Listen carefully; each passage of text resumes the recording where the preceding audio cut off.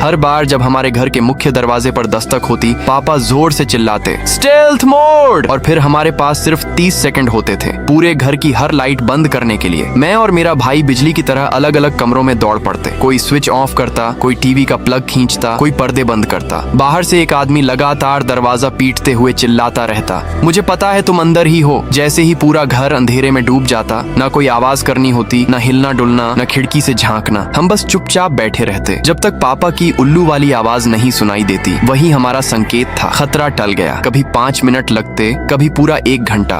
उसके बाद पापा मुस्कुराकर हमें हाई फाइव देते और कहते, असली निंजा भी इतना परफेक्ट नहीं छिप सकते। उन्होंने हमें सख्त हिदायत दी थी, इस स्टेल्थ मोड के बारे में कभी किसी को मत बताना, ना दोस्तों को ना टीचर्स को, क्योंकि दुनिया वाले इसे समझ नहीं पाएंगे। और कई सालों तक मैं सच में यही मानता रहा। जब मैं 8 साल का था, मैंने पापा से पूछा, हम आखिर छिपते क्यों हैं? पापा बोले, एक परेशान करने वाला आदमी है जो हमारे पीछे पड़ा है। स्टेल्थ मोड उसी से बचने का तरीका है। मुझे गर्व महसूस हुआ कि हमारा परिवार किसी सीक्रेट मिशन पर है। लेकिन जब मैं 10 साल का हुआ, मैंने बाहर वाले आदमी को चिल्लाते सुना, सिर्फ $20 देने हैं। मैंने धीरे से पूछा, क्या वो हमारा पैसा चुराना चाहता है? पापा ने मुझे इतनी जोर से चुप कराया कि मैं डर गया। 12 साल की उम्र में मैंने पहली बार नियम तोड़ा। धीरे से पर्दे के पीछे से झांका। बाहर कोई खतरनाक अपराधी नहीं था, बस एक साधारण सा आदमी पोलो टी शर्ट पहने थका हुआ सा खड़ा था। वो किसी बदमाश से ज्यादा किसी परेशान अंकल जैसा लग रहा था। 13 साल का हुआ तो मैंने पापा से कहा, मैं दरवाजा खोलकर उसे बोल देता हूँ कि हमें अकेला छोड़ दे। ये सुनते ही पापा के चेहरे का रंग उड़ गया।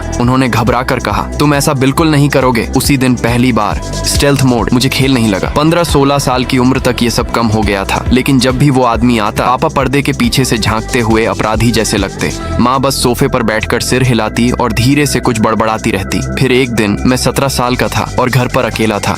तभी फिर वही दस्तक हुई। बाहर से आवाज आई, मुझे पता है तुम अंदर हो। 12 साल हो गए यार। इस बार मैंने दरवाजा खोल दिया। सामने एक सामान्य सा मध्यम उम्र का आदमी खड़ा था, हाथ में मुड़ा तोड़ा कागज पकड़े हुए। वो थोड़ा चौंक गया और बोला, ओह तुम्हारे पापा घर पर हैं? मैं उनका कॉलेज रूममेट हूँ। उसने वो कागज मेरी तरफ बढ़ाया। तुम्हारे पापा ने 1968 में मुझसे $20 की शर्त लगाई थी। माइकल जॉर्डन अपना 6ठा NBA चैंपियनशिप नहीं जीते और तब से मैं अपने पैसे लेने हर साल यहाँ आता हूँ। मैंने कागज देखा, नीचे दोनों के सिग्नेचर थे। साफ साफ लिखा था $20 बेट। मैंने वो पर्ची जाकर किचन टेबल पर रख दी। माँ ने जैसे ही पढ़ा, वो इतनी जोर से हंसी कि किचन का सहारा लेना पड़ा। पापा आए, कागज उठाया, पढ़ा, फिर धीरे से उसे वापस रखा। और सबसे पहला वाक्य जो उनके मुंह से निकला वो था, तो अब उसे पता चल गया कि घर में कोई रहता है। फिर उन्होंने तुरंत किचन की लाइट बंद की और खुद जाकर टेबल के नीचे छिप गए। सच ये था, हम कभी किसी खतरे में थे ही नहीं। मेरे पापा बस दुनिया के सबसे महान खिलाड़ी माइकल जॉर्डन की वजह से $20 की शर्त हार गए थे।